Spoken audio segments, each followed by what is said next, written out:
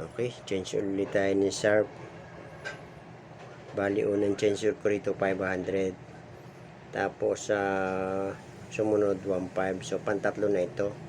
Na-change ko sa kay Sharp.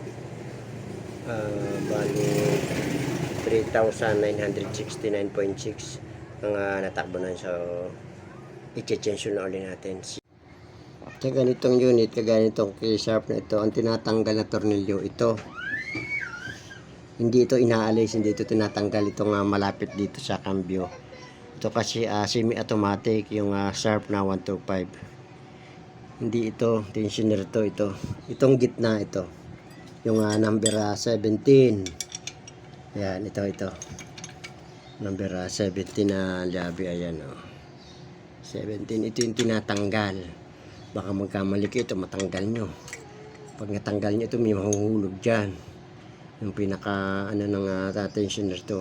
So pag nag-tension ito. At ang laman nitong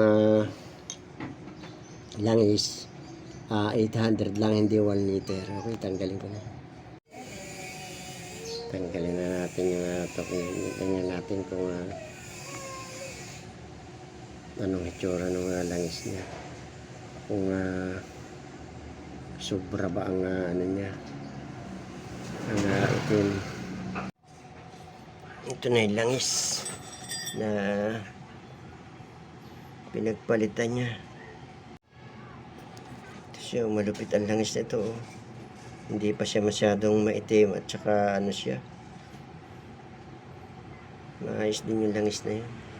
Kasi ito, bago ako nag-change yun, pinainit ko ng kung bahagya yung makina para makababa lahat yung langis.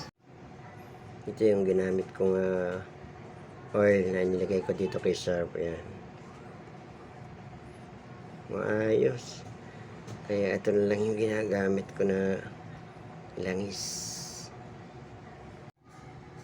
Okay, ilagay na natin. Make sure lang na yung tornilyong number 17 sa ilalim ay nakalagay na. Ayan. Maganda itong langis na ito. Eksakto ito.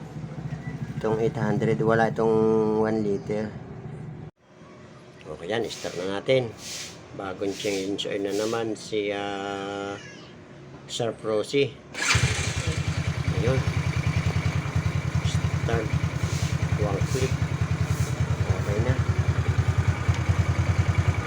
Bagong change oil na.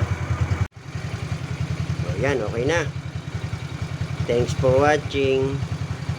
Please subscribe. Thank you.